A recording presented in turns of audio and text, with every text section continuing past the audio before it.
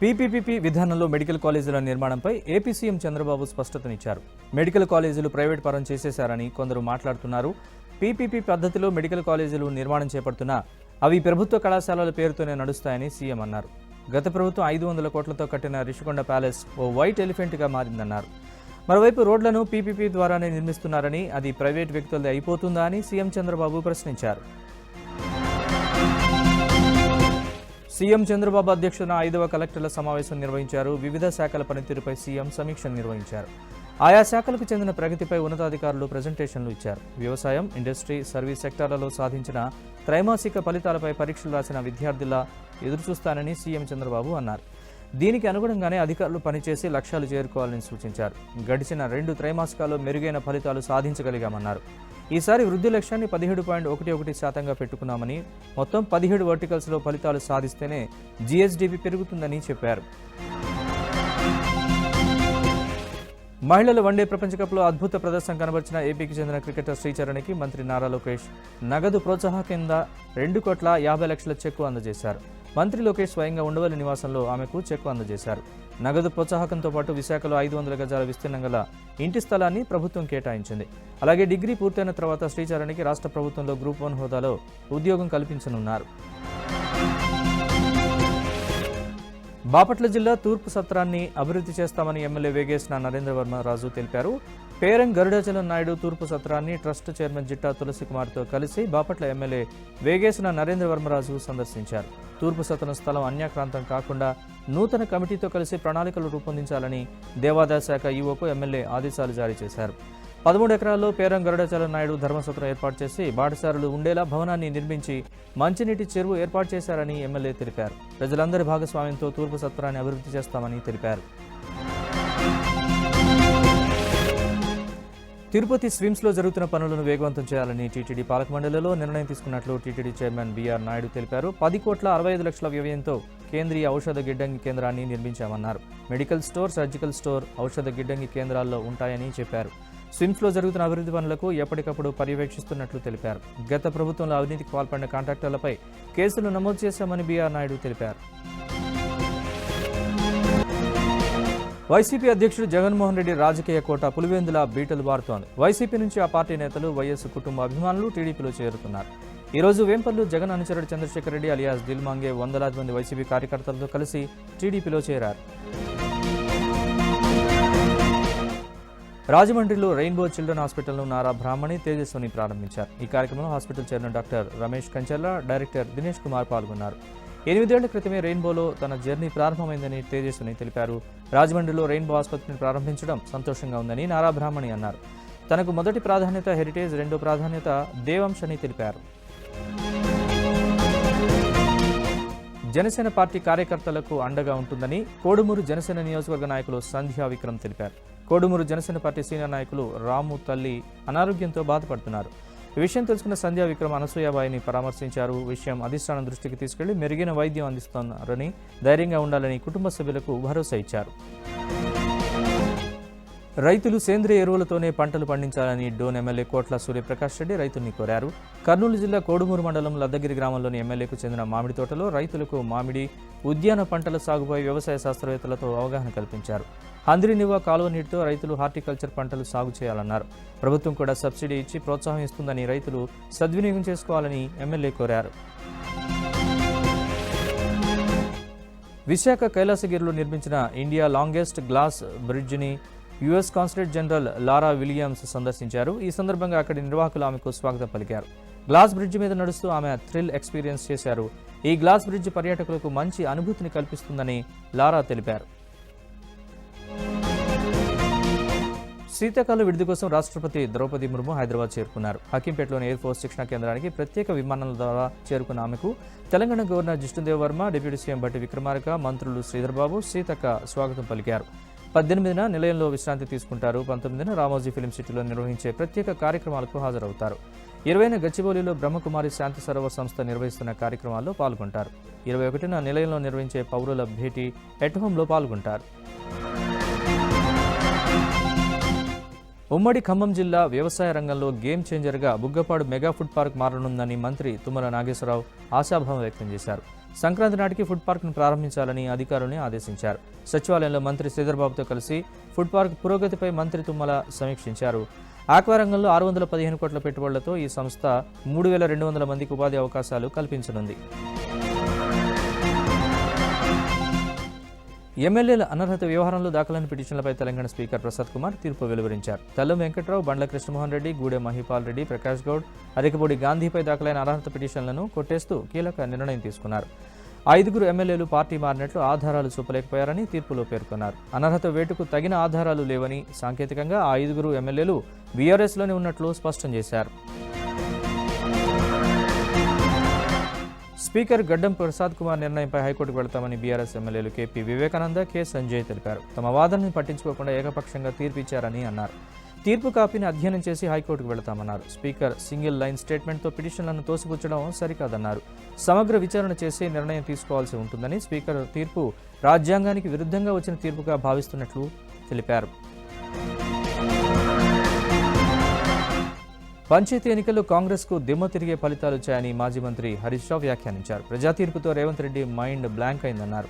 రేవంత్ రెడ్డి సొంత మండలం వంగూరులో గెలిచిన బీఆర్ఎస్ సర్పంచ్లను హరీష్ రావు అభినందించారు. ఖమ్మం జిల్లా పాలేరు నియోజకవర్గంలో ఇటీవల జరిగిన పంచాయతీ ఎన్నికల్లో గెలిచిన సర్పంచ్లను మంత్రి పొంగులేటి శ్రీనివాసరెడ్డి అభినందించారు.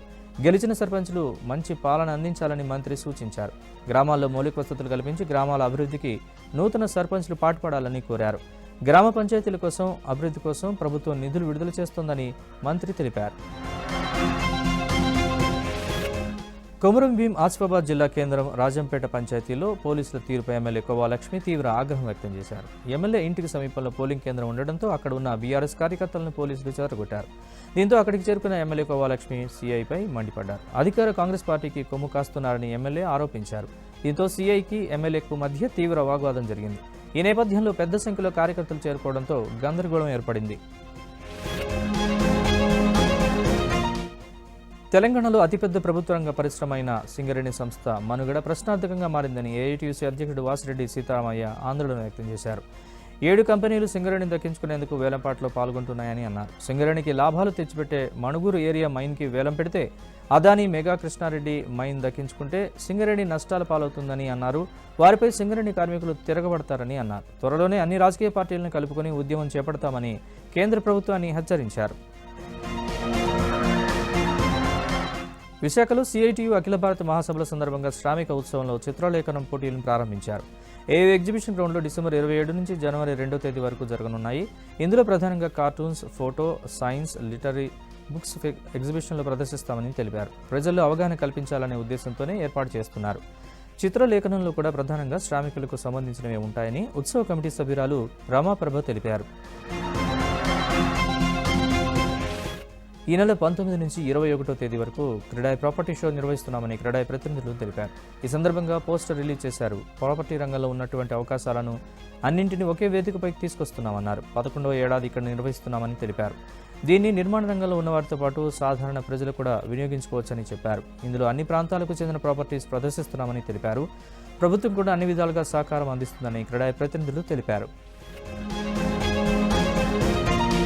మంచిర్యాల జిల్లా ఇందారంలో పోలింగ్ కేంద్రం వద్ద ఉద్రిక్తత ఏర్పడింది. కాంగ్రెస్ అభ్యర్థికి చెందిన కొంతమంది వ్యక్తులు పోలింగ్ కేంద్రం లోపల ఉండడంపై బీఆర్ఎస్తో పాటు స్వతంత్ర అభ్యర్థులు ఆందోళనకు దిగారు.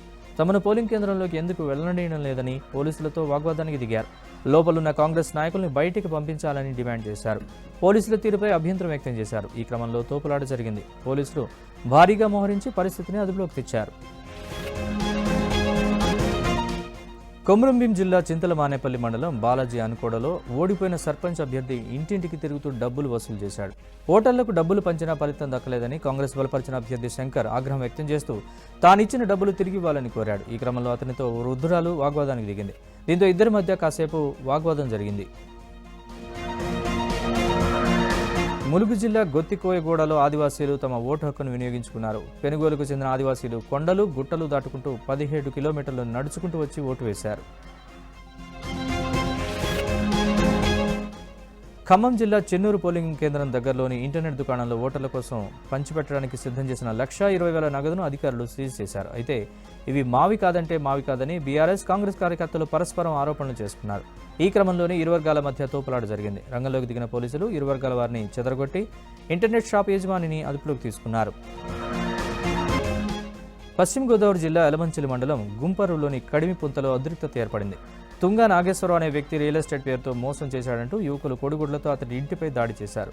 మైక్ సెట్ పాటలతో అతని ఇంటి ముందు యువకులు, మహిళలు ఆందోళన నిర్వహించారు. నాగేశ్వరరావు కోడలు గ్రామ సర్పంచ్ అమూల్యతో వాగ్వాదానికి దిగారు. అతను మోసం చేశాడని కరపత్రాలు పంపిణీ చేశారు.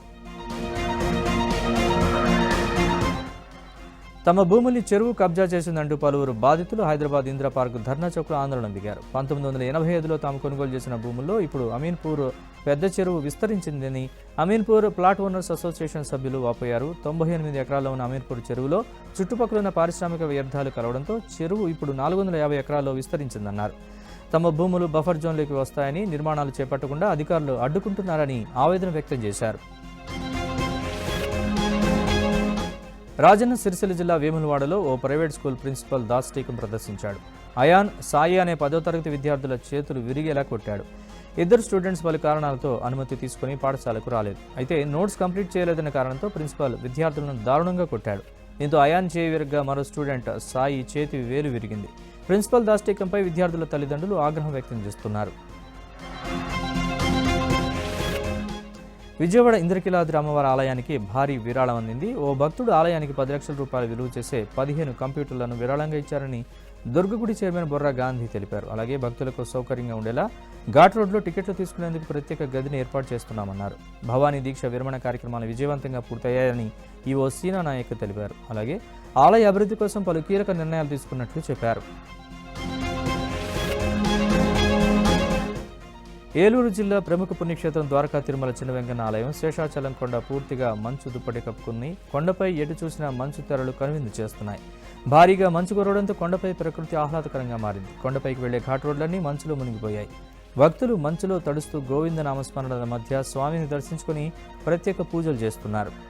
ఏటీఎంలే టార్గెట్గా చోరీలకు పాల్పడుతున్న అంతర్జిల్లా నేరస్తుని తూర్పుగోదావరి జిల్లా అనపర్తి పోలీసులు అరెస్ట్ చేశారు. అతని నుంచి 10 ఏటీఎం కార్డులు, చోరీ సొత్తుతో కొనుగోలు చేసిన కారు, కొంత నగదు స్వాధీనం చేసుకున్నట్లు ఈస్ట్ జోన్ డీఎస్పీ విద్యా తెలిపారు. ఏటీఎంల దగ్గర వృద్ధులు, మహిళలు, అమాయక వ్యక్తుల వద్ద నగదు విత్డ్రా చేసినట్లు నమ్మించి ఏటీఎంలను చోరీ చేస్తున్నట్లు పోలీసులు తెలిపారు. నిందితుడు గతంలో జైలుకి వెళ్లొచ్చాడని, అతడిపై కేసులున్నట్లు తెలిపారు. ఏలూరు జిల్లాలో వివిధ పోలీస్ స్టేషన్ల పరిధిలో బైక్ చోరీలకు పాల్పడుతున్న దొంగల్ని ద్వారకా తిరుమల పోలీసులు అరెస్ట్ చేశారు. వారి నుంచి 12 బైకులు స్వాధీనం చేసుకున్నారు. వీటి విలువ సుమారు 9 లక్షల రూపాయలు ఉంటుందని ఏలూరు డీఎస్పీ శ్రావణ్ కుమార్ తెలిపారు. కృష్ణా జిల్లా గన్నవరంలో 112 కేజీల గంజాయి పట్టుబడింది. బీబీగూడెం అండర్ పాస్ వద్ద వాహనాల తనిఖీల్లో భాగంగా గంజాయి అక్రమ రవాణాను పోలీసులు అడ్డుకున్నారు. గంజాయి తరలిస్తున్న దీపక్ అనే వ్యక్తి మహారాష్ట్ర పూణేకు చెందినవాడిగా గుర్తించారు. గంజాయి స్వాధీనం చేసుకుని పెనమలూరులో కూడా గంజాయి ప్యాకెట్లు పార్సిల్ చేస్తున్న మరో 5గురిని అరెస్ట్ చేశామని ఎస్పీ విద్యాసాగర్ నాయుడు తెలిపారు. రాజమండ్రి గోకవరం బస్టాండ్ సమీపంలో పెద్ద ఎత్తున గంజాయి పట్టుబడింది. ఫారెస్ట్ అధికారులు వాహనాలు తనిఖీ చేస్తున్న సమయంలో ఓ వ్యానును అక్కడే వదిలి 2 వ్యక్తులు పరారయ్యారు. అనుమానం వచ్చిన ఫారెస్ట్ సిబ్బంది ఆ వ్యాన్ని తనిఖీ చేయడంతో అందులో 22 బస్తాల్లో 406 కేజీల గంజాయి ఉన్నట్లు గుర్తించారు. దీని విలువ 2.20 కోట్లు ఉంటుందని అంచనా వేస్తున్నారు. అయితే వ్యాన్ను వదిలి పారిపోయిన 2 కోసం పోలీసులు గాలింపు చేపట్టారు. హైదరాబాద్ కూకట్పల్లి హౌసింగ్ బోర్డు సాయినగర్లో ఇగ్నైట్ కాలేజీలో ఇంటర్ ఫస్ట్ ఇయర్ విద్యార్థి శ్రీకేతన్ ఉరివేసుకుని ఆత్మహత్య చేసుకున్నాడు. తల్లిదండ్రులకు సమాచారం ఇవ్వకుండా విద్యార్థి మృతదేహాన్ని కాలేజీ యాజమాన్యం ఆసుపత్రికి తరలించింది. కాలేజీకి చేరుకున్న విద్యార్థి తల్లిదండ్రులు గుండెలు అవిసేలా రోధించారు. తమ కొడుకు మృతిపై అనుమానాలున్నాయని, వెంటనే దర్యాప్తు జరపాలని. భద్రాద్రి కొత్తగూడెం జిల్లా దుమ్ముగూడెం మండలం తురుబాకలో వివాహిత అనుమానాస్పద స్థితిలో మృతి చెందింది. శిరీష అనే మహిళ తీవ్ర అనారోగ్యంతో భద్రాచలం ఏరియా ఆసుపత్రిలో చేరింది. అయితే ఆసుపత్రిలో చికిత్స పొందుతూ మృతి చెందింది. శిరీష మరణంపై తల్లిదండ్రులు, బంధువులు అనుమానం వ్యక్తం చేస్తున్నారు. శిరీషకు కొన్ని రోజులుగా భర్తతో గొడవలు జరుగుతున్నాయని స్థానికులు చెబుతున్నారు. పార్లమెంట్ ఆవరణలో కాంగ్రెస్ ఎంపీలు ఆందోళనకు దిగారు. సత్యమేవ జయతే బ్యానర్లతో ఎంపీలు నిరసన తెలిపారు. బీజేపీ కుట్ర రాజకీయాలు చేస్తోందని ఎంపీ చామల కిరణ్ కుమార్ రెడ్డి ఆరోపించారు. ED, CBI, income tax, EC లాంటి స్వతంత్ర దర్యాప్తు సంస్థలను వాడుకుంటోందని మండిపడ్డారు. నేషనల్ హెరాల్డ్ కేసులో సోనియా, రాహుల్ గాంధీకి ఎలాంటి సంబంధం లేదని చెప్పినా ఈడీ ఛార్జ్షీట్ దాఖలు చేసిందని అన్నారు. ప్రతిపక్ష పార్టీలను ఎదుర్కోలేక బీజేపీ ఇలాంటి కుట్రలు చేస్తోందని ఎంపీ చామల ఆరోపించారు. బీజేపీ ప్రభుత్వం పేదల పొట్టగొడుతూ ఉపాధి హామీ పథకాన్ని నిర్వీర్యం చేస్తోందని ఎంపీ రేణుకా చౌదరి విమర్శించారు. నిధుల భారాన్ని రాష్ట్రాలపై నెట్టడం అన్యాయమని, పథకం పేరు మార్చినంత మాత్రాన ప్రయోజనం లేదని ఆమె అన్నారు. పేదల ఉపాధిని దెబ్బతీస్తున్నందుకు ప్రభుత్వం సిగ్గుపడాలని ఆమె ఘాటుగా విమర్శించారు. నైట్ క్లబ్ అగ్ని ప్రమాద ఘటనలో కీలక నిందితులు లోధ్రా సోదరులను ఢిల్లీ నుంచి గోవాకు తరలించి వైద్య పరీక్షలు నిర్వహించారు. గోవా పోలీసుల అభ్యర్థన మేరకు గౌరవ్, సౌరభ్ లోధ్రాలకు 2 రోజుల ట్రాన్సిట్ రిమాండ్ మంజూరైంది. గోవా నైట్ క్లబ్లో ప్రమాదం జరిగిన గంటల వ్యవధిలోనే లోధ్రా సోదరులిద్దరూ థాయిలాండ్లోని ఫుకెట్కు పారిపోయారు. అధికారులు ఇంటర్పోల్ బ్లూ కార్నర్ నోటీస్ జారీ చేశారు. థాయ్ అధికారులు డిసెంబర్ 11న అదుపులోకి తీసుకుని భారత్కు అప్పగించారు. దేశ రాజధాని ఢిల్లీలో వాయు కాలుష్యం తీవ్రత కొనసాగుతోంది. ఎయిర్ క్వాలిటీ ఇండెక్స్ సగటున 344 పాయింట్లుగా నమోదవుతోంది. కాలుష్యానికి తోడు పొగమంచు కూడా విపరీతంగా కమ్మేయడంతో ప్రజలు తీవ్ర ఇబ్బందులు పడుతున్నారు. గ్రాఫ్ 4 చర్యలు తీసుకుంటున్నప్పటికీ ఫలితం కనిపించడం లేదు. కాలుష్య నియంత్రణకు తీసుకుంటున్న చర్యలు ఏవీ ఫలించకపోవడంతో మంత్రి మన్జిందర్ సింగ్ ప్రజలకు క్షమాపణలు తెలిపారు. ఈ పొగమంచు విమాన, రైలు రాకపోకలపై తీవ్ర ప్రభావం చూపుతోంది. అమెరికా అధ్యక్షుడు ట్రంప్ ట్రావెల్ బ్యాన్పై మరో కీలక నిర్ణయం తీసుకున్నారు. మరికొన్ని దేశాలపై ట్రావెల్ బ్యాన్ విధిస్తున్నట్లు ప్రకటించారు. మరో 7 దేశాలపై నిషేధం విధిస్తూ ఉత్తర్వులపై ట్రంప్ సంతకాలు చేశారు. Laos, Sierra Leone, Burkina Faso, Mali, Niger, South Sudan, సిరియాపై పూర్తి నిషేధం విధించారు. దీంతో ట్రంప్ ట్రావెల్ బ్యాన్ విధించిన దేశాల సంఖ్య 39కి చేరింది. వలస విధానాన్ని మరింత కఠినతరం చేయాలని అధ్యక్షుడు ట్రంప్ నిర్ణయించారని ఈ సందర్భంగా వైట్ హౌస్ ఓ ప్రకటన విడుదల చేసింది. ఇందుకు దేశ భద్రతే కారణమని తెలిపింది. జోర్డాన్ నుంచి ప్రధాని మోదీ ఇథియోపియా వెళ్లారు. ఈ సందర్భంగా ప్రధాని మోదీకి ఇథియోపియా ప్రభుత్వం అత్యున్నత పురస్కారాన్ని అందించింది. The great honour Nishan of ఇథియోపియాను అందుకోవడం సంతోషంగా ఉందని ప్రధాని మోదీ అన్నారు. భారత్, ఇథియోపియా మధ్య సంబంధాలు మరింత బలోపేతమవుతాయని ప్రధాని మోదీ ఆశాభావం వ్యక్తం చేశారు.